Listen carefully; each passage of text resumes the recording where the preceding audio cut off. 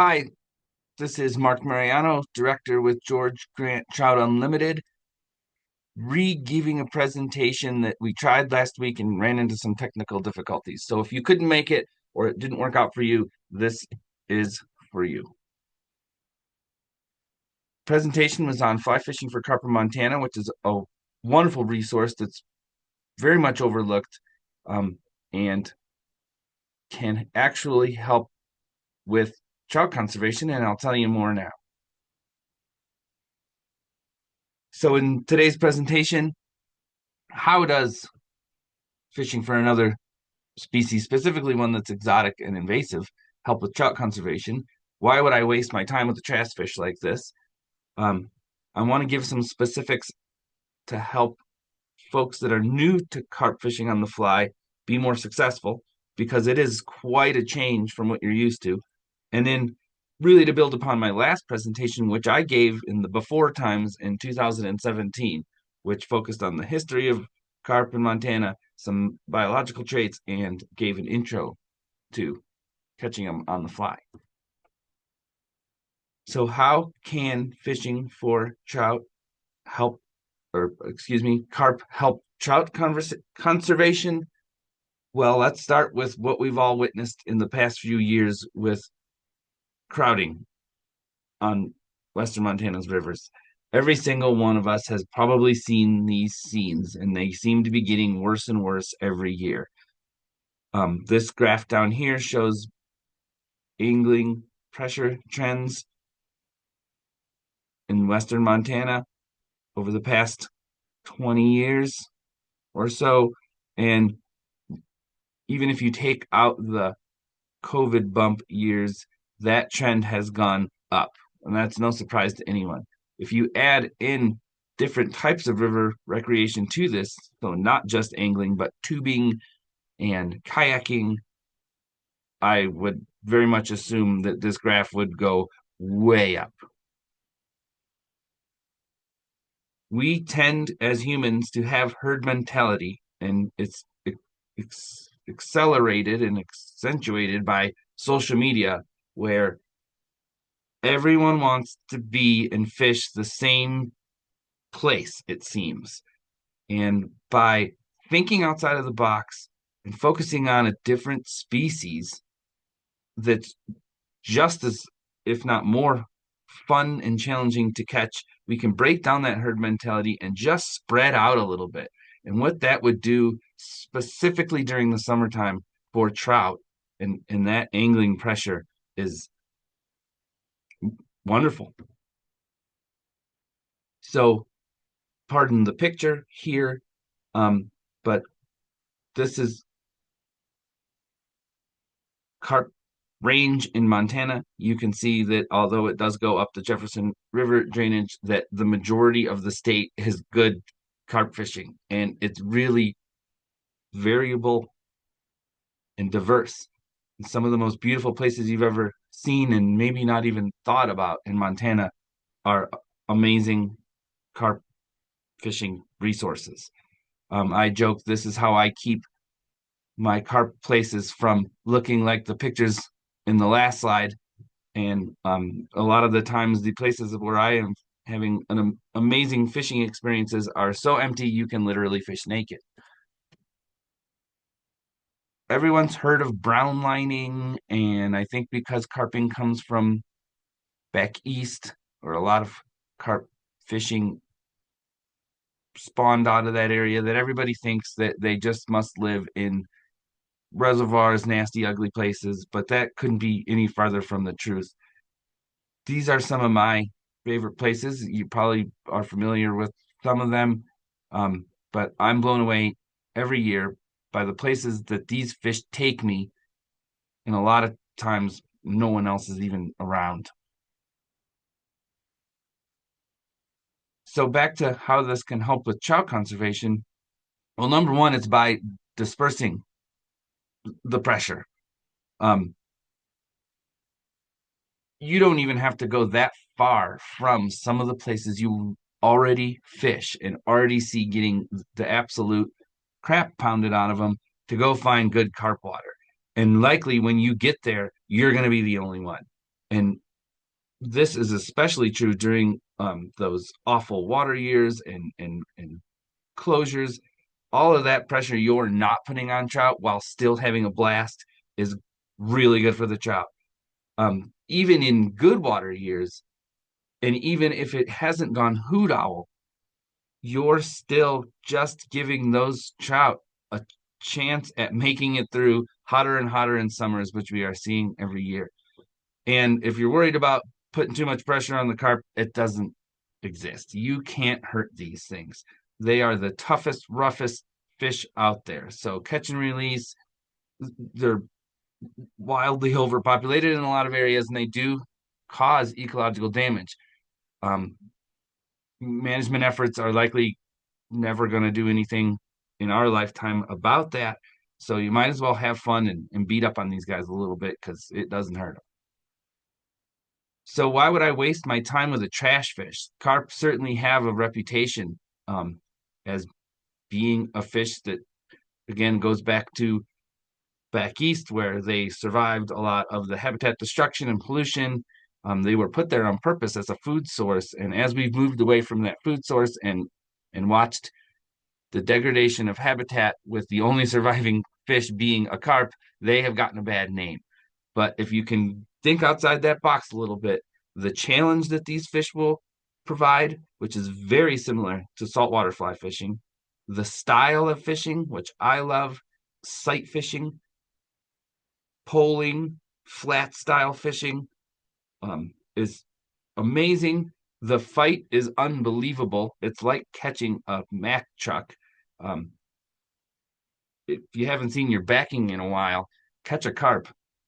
And the places you'll go, again, they're going to bring you to places in Montana you never even considered going that are absolutely wonderful and beautiful.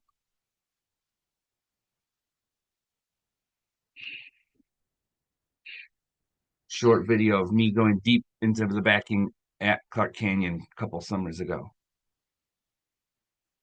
So carp are hard. These many times are a lot harder to catch than trout. You can't just take anybody out there with a bobber and float down the river and catch carp. These fish are large brained relatively and have long memories. They have a highly developed lateral line system, which is what makes them so spooky. If you just drop or bump a rock or make any type of noise or thud or too quick of a movement, not only are you going to scare the carp you were hoping to catch, but all of its buddies, which can be hundreds at times. They've got outstanding vision, and they are both a warm and cold water species. So you don't got to go find a hot muck hole to catch them in. They're actually in some of our beautiful trout streams. So there's a progression of carp fishing. If anyone's spent any time saltwater fishing, you'll be very familiar with this. If you've ever been on a boat as a beginner saltwater fisher and have been lambasted and screamed at by your guide for not being able to see the obvious fish right in front of you, carp are going to do the exact same thing. And it takes practice to be able to see them. Because by the time you see that whole fish, is gone. So seeing clues of that fish or telltale signs that there's a fish there, just like seeing that bonefish miscoloration on the flats or the snook that might just be a log but you cast to it anyway. It's very similar. You don't need a boat to fly fish for carp, but it helps just like with anything. So we'll get a little bit into boat management, but it's going to be a completely different game. If you spent years learning how to row, learning how to deal with a raft or a drift boat, pushing a carp skiff around is a totally different game. The ability to cast accurately and quietly, I'll go into why that's so important and how different that is from other game fish species. Um, the ability to read fish's behaviors is so crucial. Without that ability, and you're going to start, if you're a beginner, not having it, you're going to waste a lot of time and resources fishing for uncatchable fish. You might even give up on carp fishing. And a lot of folks, I think that just fish for carp as a secondary thing when they see a couple of them when they're fishing for something else, end up at that, well, they're uncatchable. And then the right flies for the right conditions. You don't need a box of 200 different types of patterns to match the hatch for carp. But you do need to understand, much like again, saltwater, the right flies for the right conditions. And we'll get into that in a bit. So, elements of a carp skiff. Here's mine. What's not shown is my 20-foot push pole. Push poles are a big, long carbon fiber pole that you use to maneuver the boat around in shallow water silently. Oars, although you can't fully get away with them certain times, are much too splashy and make way too much movement for carp, and specifically in still water. And even in the moving water conditions, a nice push pole along with your oars goes a long way for success. If you'll see the my deck in this boat, just like a saltwater skiff, it's clean. There's nothing for your fly line to get caught on. If there is, it will find it. Once you get a breeze, when you're all excited, you know how that goes. So a nice, clean, decked boat. If you are stuck in a raft, make sure you move all your buddies' bags and drinks and beer cans out of the way, or you're going to blow so many shots. Um, I like this little John boat that I've altered with a relatively decent size. It's a 15 horsepower motor on it. This gives me the ability to run up and down some of the bigger rivers, to get way back in the muck where a jet boat couldn't take you. Um, and well, that's about it. You want to get skinny. Sometimes I'm fishing in water that's 6 inches deep, and then the muck. So the other reason I love carp fishing is I love sight fishing, and I don't care if it's sight fishing for trout or tarpon. Seeing the fish, casting to the fish, watching the eat, I think is the most exciting thing in all of fly fishing. Um, and it takes practice, as I said before, to be able to see these things.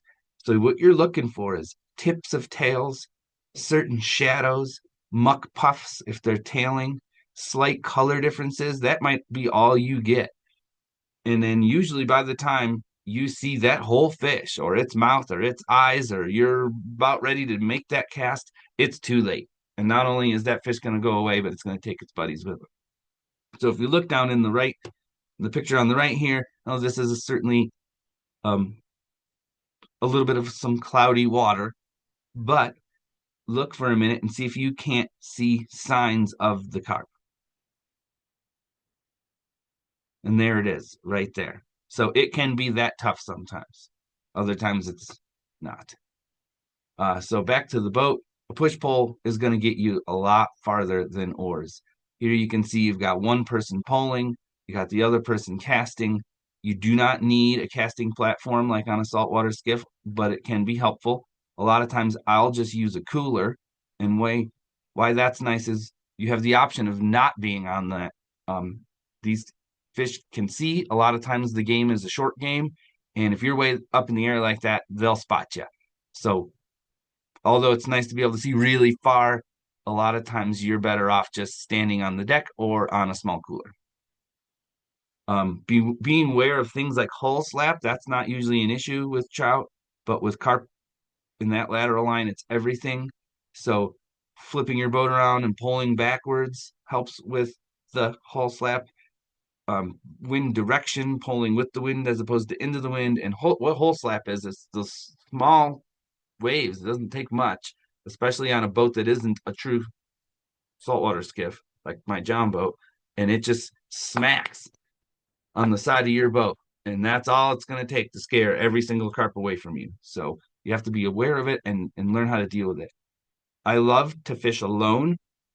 So while I'll bring my pole and maneuver myself around and get into great positions, a small trolling motor mounted on the bow, in this case, it's in the back in the picture here, but I'll mount that right on the bow and use that by myself to get into to fish. It's quiet enough. And then line management systems, you might be familiar with this if you have fish down in the saltwater.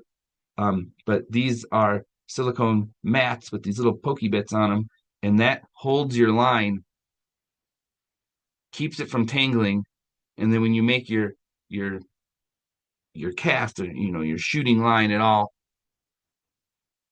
comes off of that nicely and doesn't get all caught up in your first eye.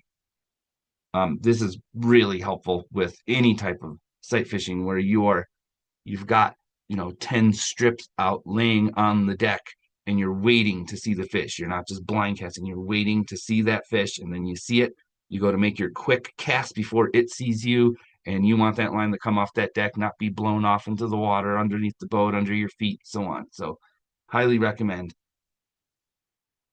a line mat like that. So overall, carp will make you a better fisher person. You can't just wing flies around.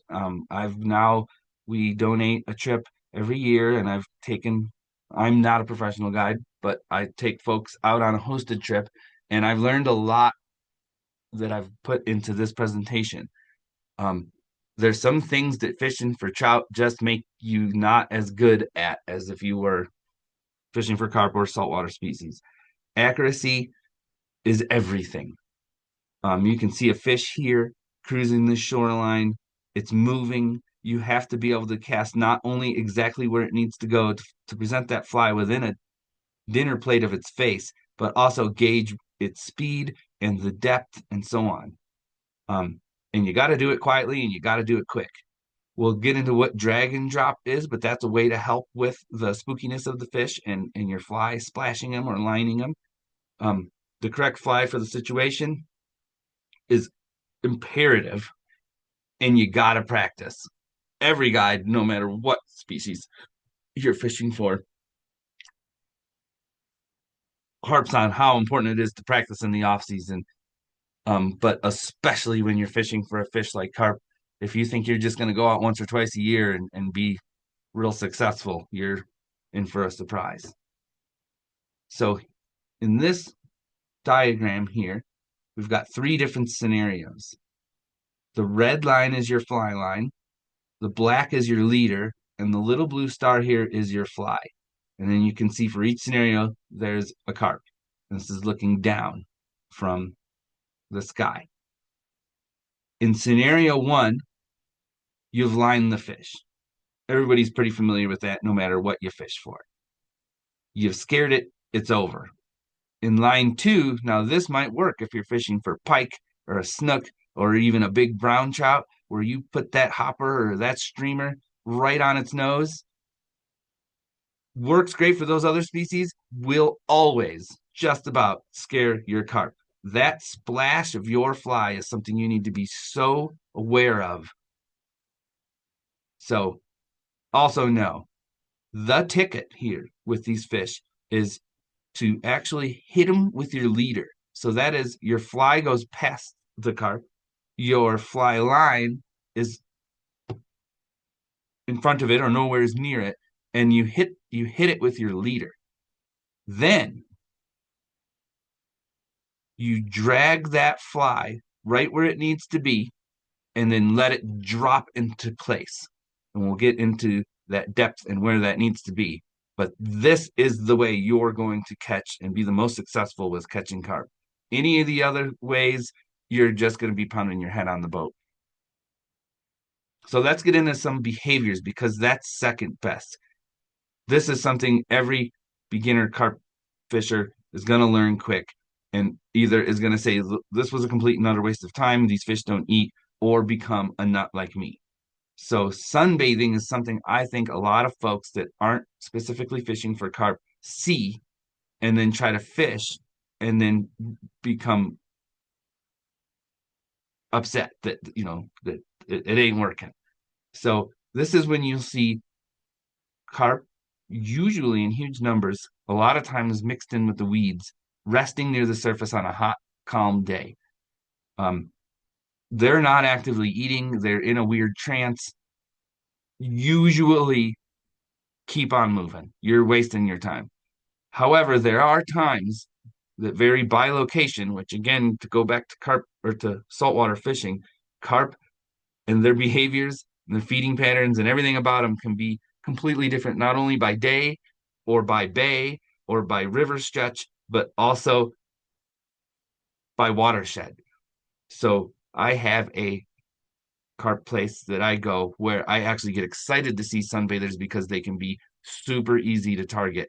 But most of the time, that's not the case. Usually, when you put the fly on them, just like in that previous slide, you'll cast past, pull that fly right in front of their mouth. In this case, you're going to be real close to them because they're not moving. Drop it right down, and they're going to see that thing freak out and go away. There are places, however, though, where that can be really exciting and fun.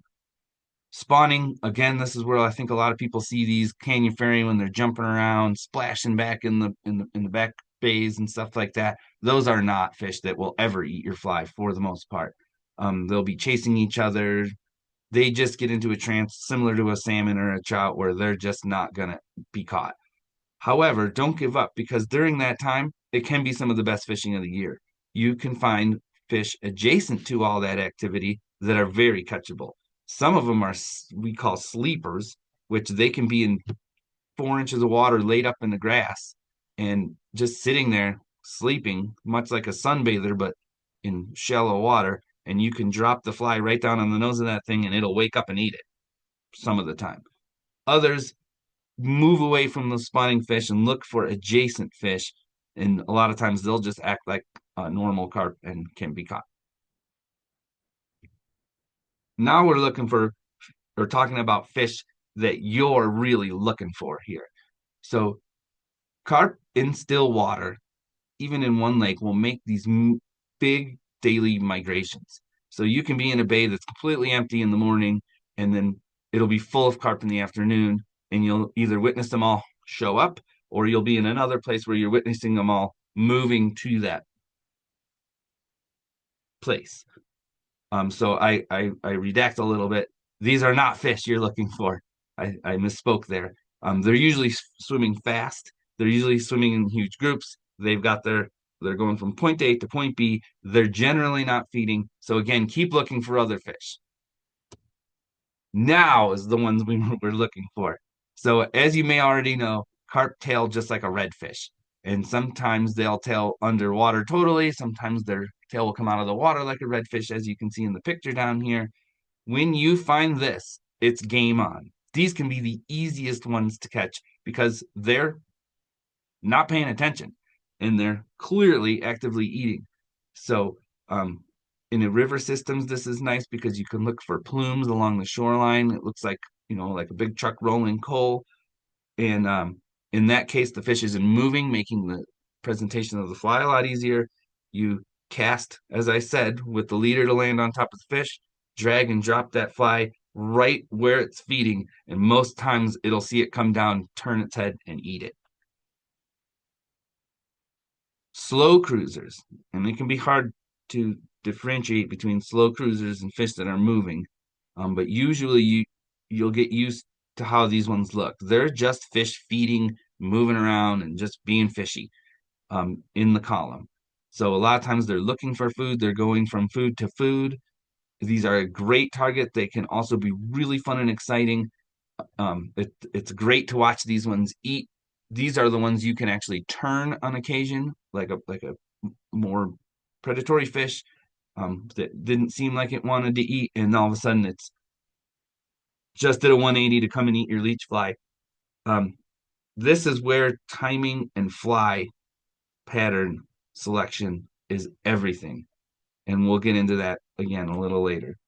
One thing I've seen when I bring folks carp fishing that have only trout fished or or other similar type approaches is they'll get everything perfect. They'll have a nice cast. That fly will sink and be right in the zone. And they just have that instinct to animate that fly and strip it away from it, or, um, so that's the only way you really say it. Don't do that. The carp for the carp, you have to really slow down and relax. Let the carp feel as though it discovered this wonderful food item that you just presented to it. By pulling it away, you've pulled it out of the zone.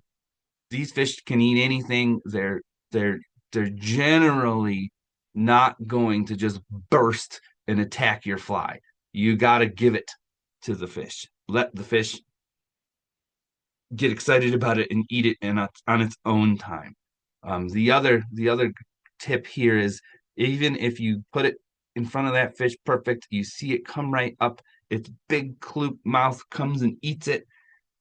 Don't trout set it, and don't the approach is a strip set, but it's a very slow strip set, and there's two reasons. One, they don't have cartilage in their mouth; it's like rubber, so you don't really need to stick that fly into something hard. It's soft, so a slow strip set will do that. They're huge generally most of the time, so as soon as they feel it, they're gonna hook themselves even worse.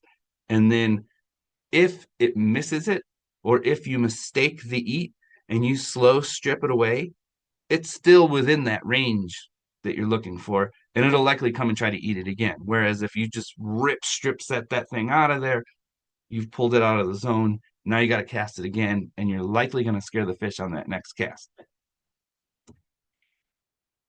Surface feeding is one of the coolest things that a lot of people have never witnessed, but in Montana we get because we have such good bug populations. This can definitely be a game on situation. The cast, again, the accuracy is huge.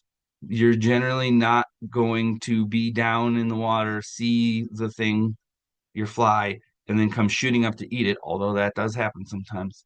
Mostly they're on a regimented line, and they're all you, you got to put the fly where the fish is already going to eat, and then it says, "Oh, sweet, here's a nice morsel," and then eats it. The flies for this: hoppers, midge clusters, ants. Midge clusters are the best. They work everywhere. Again, matching the hatch isn't important. These fish are just eating whatever they find on the surface. So if it looks like a pile of dead bugs, like a midge cluster or a buzzball does, perfect fly, so long as you can see it too. The funny thing with carp is that they don't bite the fly, close their mouth, and turn away like a trout. So if you've done a lot of dry fly fishing for trout, you're gonna botch the first couple eats that you get with a carp. They slowly suck that thing down, and you gotta let them eat it before again you do a slow strip set, and you'll come tight with that fish. If you pop it like a trout or high stick it or anything, you're gonna just take it right out of its mouth. Most likely scare that fish. And as you can see in the picture here, which should play, this is what klooping looks like. You can see how slow motion it is. But if you spook this one right here, they're all gone, and you're going to go find another pod. If you're going to spook the whole pod, do it because you stuck that fish in the mouth, which is one of my favorite things with carp too, is when you catch the one and you blow all the others up. It's just really exciting. So now fish that are feeding in the column. This is where flies and fly selection mean everything. And by selection, I mean weight and not pattern so much. Because what you're doing here is you do want to match the hatch. If you're in the river, carp love crayfish. If you're in a lake, they love leeches. So say in this case, we're in a lake, we're going with a leech, and we've got multiple leeches with multiple sink rates or weights. We're going to remove moving water from the scenario, although when you're in the river, you have to factor that in. And what you're subtracting out of this equation is splash factor, because it scares the fish. So the speed of sink versus the speed of fish versus the depth of that fish is really what you're calculating. If you're throwing the fly out, putting it in the perfect spot, dropping it or casted it here, drug it to the position, and now you're letting it drop down, and that fish swims underneath your fly, well, you got to consider either casting farther in front of it or a heavier fly. Up to the point where when that fly lands anywhere near that fish, it starts to scare it or spook it, because then you're not going to catch it. Um, so let's talk about fly selection a little more. Again, now you've got a fish feeding a range here between surface and bottom. On the surface, here's this buzzball, Griffith's gnat, hopper, all worked for surface feeding fish. Hopper specifically in rivers, but just like trout, they'll work on still water too. And then as you go down, you'll see three different versions of the same exact fly. This is what I call the Mariano carp hummer. It is a scud back tail, basic leech with different accoutrements for the head. On this one, it's foam tied like a booby fly, which makes it float or go just below the surface. In this one, it's completely unweighted, but it's on a nice heavy scud hook. So just below the surface to a little bit more below the surface, or really spooky carp in very shallow water. This one is my standard, and I'll usually have this with, it's on a jig hook here with a small lead ball and a little bit larger of a lead ball, depending on that sink rate that I need or the splash factor. And then there's some of these flies. If you go into a fly shop, they'll sell you carp flies. Well, those are really only for tailors that are feeding on the bottom. And they'll certainly work if you can find those types of fish, as well getting some of the heavier column flies down. But the whole point here is to show this can be your entire fly box, and you'll be fine in almost every situation in still water, from surface to a little bit below the surface to in the column to the bottom. And there is times where you're going to see carp way down low, and those are just about impossible. Go find some shallow. Now, moving water, this can be some of the most exciting carp fishing there is. Um, and for whatever reason, carp in rivers are more aggressive. I don't know if it's because they just have less food or what, but you'll find in some areas have now become pretty famous, klooping carp, klooping meaning surface feeding, foam in some of the rivers in the Missouri drainage, let's just say. Um, that's fun, but to me, my go-to fly in the situation is this mud slider right here, which is a bass fly that's been altered to be carp focused. You can see even by the tie that it is based on saltwater or redfish flies, and it is my go-to in any type of moving water. Carp just love red or crayfish, and this fly works great. I again have it with two different size dumbbell eyes, one to be heavier for faster currents, one to be lighter for when you'll find them in some back channels, stuff like that. And again, back to the carp hummer, you get back channel fish that are in still water or in sloughs. That works amazing again. Switching back and forth can be helpful sometimes. If you think the Missouri River by Cascade, where there'll be some on the shoreline, just rolling coal in the rocks, and you throw this nice crawfish there and it'll pull off those rocks and eat it, is amazing. And then you might end up in a back eddy where you'll see pike and carp, and this is too much, too splashy, and you got to go back to the carp hummer. In some river systems, you can actually slowly swing sculpin patterns in front of carp, and they will chase it down and eat it like a trout. Pretty amazing. And again, you got to slowly feed them. You don't cast any of these three in front of the carp and then strip it away from it. Let the water and the fly do the magic. If the fly is tied correctly, it'll swim all on its own, and that carp will come and munch it. So, what's some essential carp gear? Well, we're talking about sight fishing, so don't even go if you don't have a nice pair of polarized sunglasses. You will not be able to see or fish them effectively. You can catch fish or carp blindly. I've done it a couple of times and sometimes even on accident when they're real aggressive, but for the most part, that is a complete and utter waste of time, and it's not that fun. A 7-weight fly rod is perfect. It's the perfect fly rod. It can handle some of the bigger ones, although you'll be undergunned. And overall, it has the accuracy and the subtleness needed.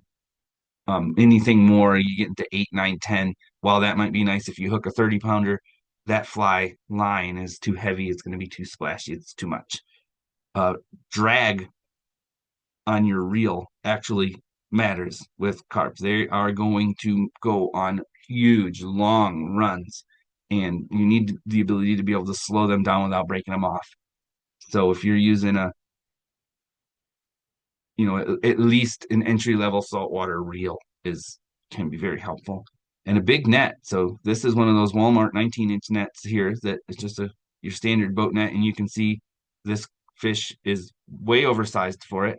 And I have broken so many of these. They've even when they burst, when you get them in the net, they'll break through the netting. So we've upgraded to a much larger, more stout net than this one here. So back to you've done everything right. You got all the gear. You're out there. Why is this so much fun? Well, 98% of the time you're going to see that fish come in and eat that fly. And that's what I think of when I go to sleep at night is some of those eats. They can be really exciting if you're not sure and that fish is coming or it's turned the wrong way or its head's down in the muck. Again, a slow strip set will usually tell you if it ate it or not. If it comes in without any weight or an explosion of action, you didn't catch the fish, let it drop, it might get re-eaten, or you can slowly strip it out and try to recast. If you come tight to a big, huge fish, you know you got it, and you likely stuck it perfectly right in its rubbery lips. Um, so don't high stick. This goes with any huge fish. You got to actually fight a large fish on a fly rod now. So, I know on trout a lot of times that can be helpful to put your rod way high up in the air and um, don't do that with carp or any other large fish species. You're actually going to be using the butt of your rod, which was meant to fight. When you get a 7 weight that you get one with the little fight butt on there, you're going to fight that fish with the lower end of the rod. And by doing so, you're going to be able to put so much more pressure on it that you're going to need. If you high stick a carp and it's big enough, it's just going to reel you because you're not putting the appropriate pressure on it. Never grab your rod up high with any fish, but especially a big one like a carp, because you've now changed the dynamics, the physics of the design rod, and that's how you'll break a rod, which we've done plenty of times. I'm telling you from experience.